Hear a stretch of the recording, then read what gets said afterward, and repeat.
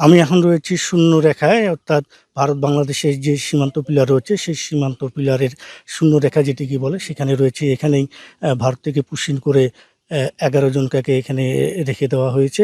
এই যে মানুষগুলো রয়েছে এই মানুষগুলোর মধ্যে শিশু এবং নারী পুরুষ সকলেই এখানে রয়েছেন এবং তারা মানবেতর জীবনযাপন করছেন। গতকাল শনিবার ঠাকুরগাঁওয়ের মশালগাঁও সীমান্তে এই 11 জনকে পুশিন করার চেষ্টা করেছে ভারতীয় সীমান্তরক্ষী বাহিনী বিএসএফ, তবে বিজিবি তা প্রতিহত করেছে।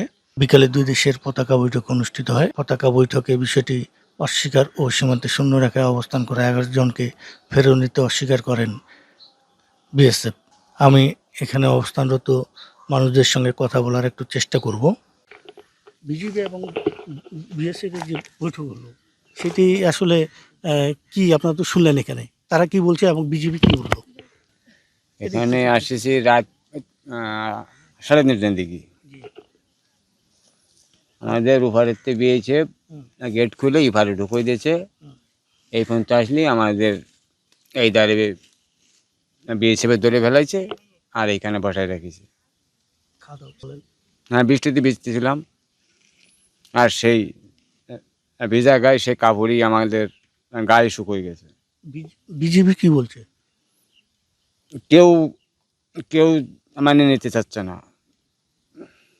অবৈধভাবে আমরা ওদেরতে, ওরা আমার কাছে পুরো আমার কাছ থেকে সব কিছু নিয়েছে, নিয়ে আমাকে এই হাতে তুলে দেবে, না দিয়ে ওরা আমাদের গেট খুলে আমাদের এই দাদি বের করে দিয়েছে।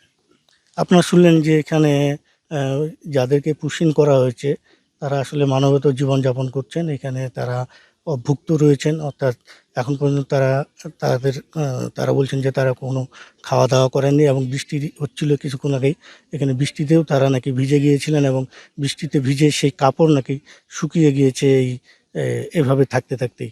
তো তারা চাইছেন যে কোনো একটি সিদ্ধান্ত চাইছেন, যে তারা হয় ইন্ডিয়ায় ভারতে তাদেরকে নিয়ে যাওয়া হোক অথবা তাদের নিজ দেশ বাংলাদেশে তাদেরকে নিয়ে যাওয়া হোক। এই দুটির মধ্যে একটি সিদ্ধান্তে তারা চাচ্ছিলেন।